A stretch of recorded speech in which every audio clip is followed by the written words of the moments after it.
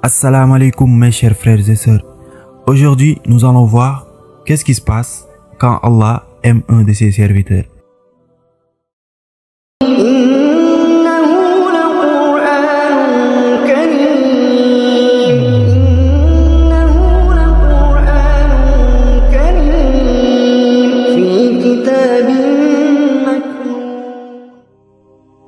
Parmi les réalités invisibles qui régissent ce monde, il en est une que peu perçoivent, mais qui pourtant façonne les cœurs et les relations entre les hommes.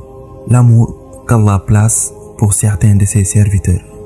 Cet amour n'est ni un hasard, ni le fruit d'un simple attachement émotionnel. Il trouve son origine dans une annonce céleste, une déclaration divine qui traverse les cieux et descend jusqu'aux âmes des créatures terrestres. Le prophète Muhammad sallallahu alayhi wa sallam nous a révélé dans un hadith rapporté par Bukhari et Muslim d'une profondeur immense qui nous éclaire sur ce processus sublime lorsque Allah, le Seigneur de toutes choses, aime un serviteur. Il ne le garde pas pour lui seul, il en fait l'annonce dans le royaume céleste.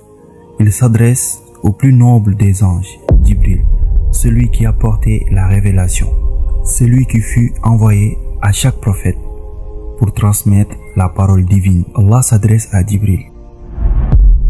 Ô Jibril, j'aime un tel, alors aime-le. Remarquons ici l'honneur immense que reçoit ce serviteur. Son nom est cité par Allah, pas sur terre, mais dans les cieux, dans le monde spirituel où tout est pureté et vérité, où seul ce qu'Allah agrée sont mentionnés avec honneur. Jibril, qui n'a pas de volonté propre en dehors de l'obéissance à Allah, se conforme immédiatement à cet ordre. Il aime cette personne. Mais l'amour de Jibril, aussi noble soit-il, n'est que le début d'un processus plus vaste. L'amour céleste se propage. Jibril descend ensuite dans les cieux. Les myriades d'anges qui remplissent l'univers et qui ne cessent de glorifier Allah. Là, il proclame une annonce d'une importance capitale. Ô habitants des cieux, Allah aime un tel, alors aimez-le. Sans hésitation, sans poser de questions, tous les anges des cieux se soumettent immédiatement à cet ordre. Cet amour devient alors une réalité universelle dans le royaume céleste. Mais la grâce d'Allah ne s'arrête pas aux cieux. Ce qui est décidé en haut finit toujours par descendre sur terre. Parmi les anges, il en est qui sont chargés de la terre, qui observent les actes des hommes, qui transmettent leurs prières et leurs invocations. Alors, ils reçoivent cette annonce venue du ciel. Allah aime un tel. Alors, par décret divin, cet amour est déposé dans les cœurs des créatures terrestres. Il ne s'agit pas d'un amour ordinaire, ni d'une simple sympathie. C'est une inclinaison naturelle, un attachement profond, une attraction qui dépasse la raison humaine. Tu l'as peut-être déjà ressenti. Il y a des personnes que l'on voit pour la première fois. Et pourtant, quelque chose en elles nous attire, pas par leur beauté, ni par leur richesse, ni par leur éloquence, mais par une lumière intérieure que l'on ne saurait décrire. Observe cet homme. Il marche humblement. Il ne cherche pas à se faire remarquer. Son visage est paisible. Son regard est pur. Il inspire confiance. Il parle peu, mais quand il parle, ses mots touchent les cœurs. Son sourire est sincère. Son attitude est apaisante. Et sans même le connaître, les gens l'aiment. Ils veulent être avec lui, l'écouter, lui parler, se rapprocher de lui. Ils sentent en lui une douceur, une miséricorde, une bienveillance qui ne s'explique pas. Cet amour n'est pas une coïncidence. Ce serviteur a été aimé par Allah et cet amour a été propagé jusqu'à atteindre le cœur des hommes. Mais attention, l'amour d'Allah est aussi une épreuve. Cela ne signifie pas que la vie de ce serviteur sera toujours facile. Bien au contraire, quand Allah aime un serviteur, il l'éprouve. Pourquoi? Parce que cet amour n'est pas un privilège mondain. Il est une épreuve de purification, une élévation.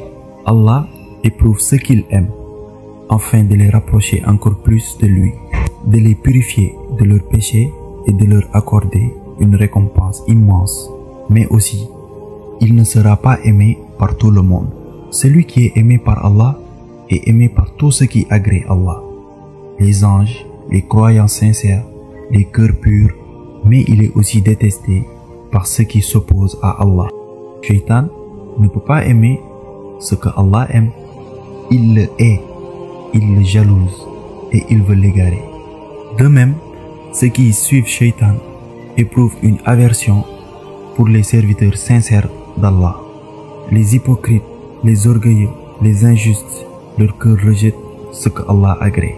Ne sois pas surpris donc si malgré l'amour des croyants, certains le détestent sans raison.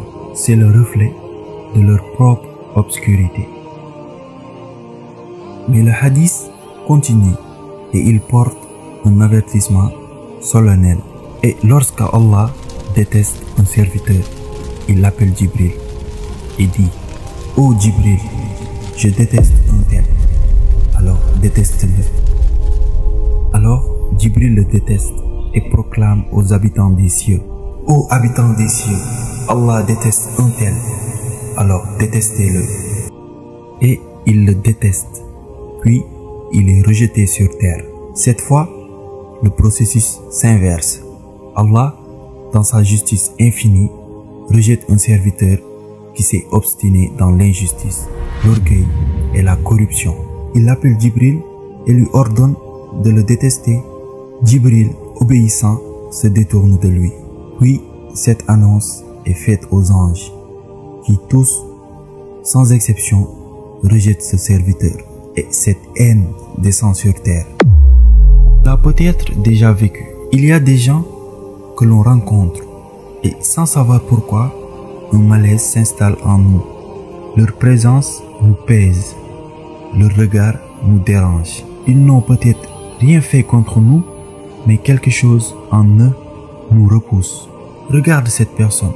Son visage est sombre, son regard est fuyant ou arrogant. Son sourire semble faux, son ton est cassant. Il cherche toujours à se mettre en avant, mais rien en lui n'inspire confiance. Les gens l'évitent sans savoir pourquoi. Son nom est synonyme de malaise. Partout où il va, il sent un poids de rejet subtil mais constant. Ce n'est pas un simple hasard, c'est le résultat du décret divin. Allah l'a rejeté et ce rejet s'est propagé parmi les créatures. Ce hadith n'est pas seulement une description d'un phénomène invisible, c'est un appel à l'introspection. Pose-toi la question: quel est mon statut auprès d'Allah? Si aujourd'hui ton nom était mentionné dans les cieux, que dirait-on de toi? Serais-tu parmi ceux dont Allah dit je l'aime, ou parmi ceux dont il dit je le déteste? Alors cherche l'amour d'Allah, car si Allah t'aime, personne ne pourra t'éteindre. Mais si Allah te rejette, personne ne pourra te sauver, sauf si tu reviens à lui avant qu'il ne soit trop tard. Si ce rappel t'a touché, partage-le afin que d'autres puissent rechercher l'amour d'Allah et qu'Allah nous accorde son amour et nous préserve de son rejet.